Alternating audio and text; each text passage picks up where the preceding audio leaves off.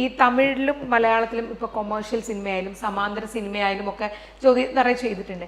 എങ്ങനെ ഓർക്കും ജ്യോതി അന്നത്തെ ഒരു ത്യാഗങ്ങളെ? കാരണം ഒരു സിനിമയിലേക്ക് എത്തുക, സിനിമയിൽ പിടിച്ചു നിൽക്കുക, നല്ല കഥാപാത്രങ്ങൾ ചെയ്യുക എന്നുള്ള ആ ഒരു കാലഘട്ടത്തെ എങ്ങനെ ഓർക്കുന്നു?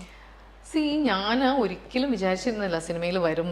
ഞാൻ അതിനു വേണ്ടി ശരിക്കും പറഞ്ഞു കഴിഞ്ഞാൽ ഞാൻ ഒരു എഫേർട്ടും എടുത്തിട്ടില്ല എന്നുള്ളതാണ് സത്യം. ആക്ച്വലി ടെല്ലിങ് എന്ന് പറഞ്ഞാൽ ഞാൻ ടെലിവിഷനിൽ വന്നു, അങ്ങനെ മോഡലിംഗ് ചെയ്തു, ടെലിവിഷനിൽ വന്നു, ഞാൻ പ്രസ് അക്കാഡമിയിൽ പഠിക്കുകയായിരുന്നു. അങ്ങനെ ഫിലിമിലേക്ക് എന്ന് പറഞ്ഞു കഴിഞ്ഞാൽ പൈലറ്റ്സ് എന്ന് പറയുന്ന സിനിമയിലേക്ക് സുരേഷ് ചേട്ടനാണ് വിളിച്ചത്. അപ്പൊ ഞാൻ ആ സമയത്തും ഞാൻ ഇതൊന്നും സീരിയസ് ആയിട്ട് ഞാൻ സിനിമയിൽ വരുമോന്നോ നിൽക്കുമെന്ന്, അപ്പൊ 2 ദിവസത്തേ ഉള്ളൂ വരുമെന്ന് പറഞ്ഞാൽ ഞാൻ എങ്ങനെ അത് ചെയ്യില്ല എന്നൊക്കെ പറഞ്ഞ് ഒഴിവായതാണെങ്കിലും എൻ്റെ പ്രസ് അക്കാഡമിയിലെ സാറിനെ വിളിച്ചും എനിക്ക് എക്സാമാന്നൊക്കെ പറഞ്ഞ് ഞാൻ മാറ്റിയത്, ഞാൻ വരുന്നില്ല എന്നൊക്കെ പറഞ്ഞു. പക്ഷെ ഞാൻ അങ്ങനെ വിചാരിച്ചിട്ടേ ഇല്ല എന്ന് പറഞ്ഞാൽ സിനിമയിലേക്ക് ഞാൻ നിൽക്കുമെന്നോ വരുമോന്നോ. കാരണം ആ സമയത്തൊക്കെ എല്ലാവരും യൂത്ത് ഫെസ്റ്റിവൽ കലാതിലകങ്ങളും ഡാൻസ് പഠിക്കുകയും അങ്ങനെയൊക്കെ ആ ഒരു ബാക്ക്ഗ്രൗണ്ടിൽ നിന്നുള്ള ആളുകളായിരുന്നു കൂടുതലും വന്നിരുന്നത്. എനിക്ക് ഈ ഒരു ബാക്ക്ഗ്രൗണ്ടും ഇല്ല. അപ്പോൾ ഞാൻ ഒരു പക്ഷെ ടെലിവിഷനിൽ കോമ്പയറിങ് ചെയ്യായിരിക്കും. പിന്നെ പ്രസ് അക്കാഡമിയിൽ പഠിച്ചതിന്റെ ഭാഗമായിട്ട് എന്തെങ്കിലും ഞാൻ ടെലിവിഷൻ ജേർണലിസ്റ്റോ അല്ലെങ്കിൽ PR എന്തെങ്കിലും ഏതെങ്കിലും ഒരു ഫീൽഡിലായിരിക്കും ഞാൻ ഉണ്ടാവുക എന്നൊക്കെ ഞാൻ വിചാരിച്ചിരുന്നുള്ളൂ. അല്ലെങ്കിൽ ഞാൻ ഫൈൻ ആർട്സിലേക്ക് പോവും, അതായിരുന്നു ആദ്യം. എനിക്ക് വരയ്ക്കാൻ ഇഷ്ടമുള്ളതുകൊണ്ട്. പക്ഷെ അത് നടന്നില്ല. പിന്നെ എൻ്റെ വിചാരം ഇങ്ങനെയായിരുന്നു. പക്ഷേ അത് destiny, may be I was destined to come to this field എന്നായിരിക്കാം.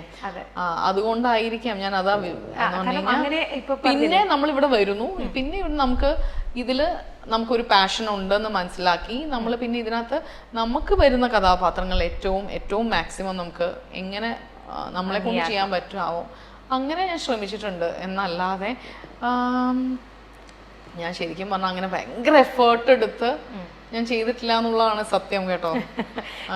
എനിക്ക് തോന്നുന്നു സംസ്ഥാന സർക്കാരിന്റെ മികച്ച നടിക്കുള്ള പുരസ്കാരം 2 തവണ നേടുകയും നാഷണൽ അവാർഡിന് വരെ മെൻഷനൊക്കെ കിട്ടിയ ആളാണ് ഈ പറയുന്നത്. ഞാൻ അങ്ങനെ എഫേർട്ട് എടുത്തിട്ടേ ഇല്ല. പക്ഷേ എഫേർട്ട് എടുത്തിട്ടില്ല എന്ന് പറഞ്ഞാൽ എനിക്ക് കിട്ടിയ വർക്കിനോട് ഞാൻ നീതി പുലർത്തിയിട്ടുണ്ട്, കൂടുതൽ നിലനിൽക്കാൻ വേണ്ടി.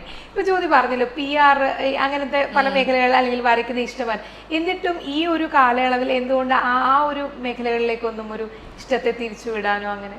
അതാണ് ഞാൻ പറഞ്ഞത്. നമ്മുടെ പ്രയോറിറ്റീസ് അപ്പോഴത്തേക്ക് മാറിയിട്ടുണ്ടായിരുന്നു. നമ്മുടെ പല കാര്യങ്ങളും നമ്മുടെ ഇഷ്ടങ്ങളും ഒക്കെ മാറിയിട്ടുണ്ടായിരുന്നു. ഒരുപക്ഷെ അതൊക്കെ കൊണ്ടാണ്.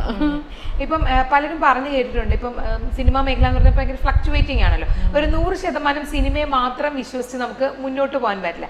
അപ്പം സിനിമ കഴിഞ്ഞാൽ അമലിന്റെയും ജ്യോതിയുടെയും മറ്റെന്തെങ്കിലും ഇപ്പൊ ബിസിനസ് പരമായിട്ട് അങ്ങനെ എന്തെങ്കിലും ഒരു താല്പര്യങ്ങളുണ്ടോ? ട്രാവൽ ചെയ്യും ഞങ്ങള് പറ്റുന്ന പോലെയൊക്കെ. കാരണം മോനും കൂടി ഉള്ളപ്പം അവനെയും കൂടി പറ്റുന്ന പോലെ ട്രാവൽ ചെയ്യാൻ പറ്റുള്ളൂ.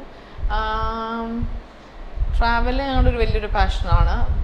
പിന്നെ കുക്ക് ചെയ്യുന്നൊക്കെ അങ്ങനെയല്ല, ചെറിയ രീതിയിൽ അമലിന് ഇഷ്ടമാണ് കുക്കിങ്. അതേപോലെ ഞാനും ചെയ്യും കുറച്ച്. അങ്ങനെയാണ് ഞാൻ ചോദിച്ചത്. ഇപ്പം സിനിമ കഴിഞ്ഞ ഇപ്പൊ സിനിമ ഒരു ബിസിനസ് തന്നെ നമുക്ക് ഒരു തരത്തിൽ പറഞ്ഞാൽ ഇപ്പൊ അമലിനോടൊക്കെ പറഞ്ഞ ഓടിയും, കാരണം അത്രയും പാഷനായിട്ടുള്ള ആൾക്കാർ. അത് കഴിഞ്ഞാൽ എന്തായിരിക്കും വേറൊരു കാര്യങ്ങൾ എന്തായിരിക്കും ചെയ്യുക? സിനിമ മാത്രമേ ഉള്ളൂ. അപ്പൊ ജീവിതം മുന്നോട്ട് പോകണമെങ്കിലും അങ്ങനെ തന്നെ സിനിമയാണ്. Only cinema 100%. കാരണം ഇപ്പൊ ഈ ഒരു കാലഘട്ടത്തില് ഇപ്പൊ നടന്മാരായിക്കോട്ടെ എല്ലാവർക്കും മറ്റൊരു ബിസിനസ് കൂടി ഉണ്ടാകും. അങ്ങനെ ഒരു കാര്യമേ ചിന്തിക്കുന്നില്ല. സിനിമയെ അത്രമേൽ സ്നേഹിക്കുന്ന ആൾക്കാരോട് ഞാൻ ഇപ്പം എന്ത് പറയാനാണ്.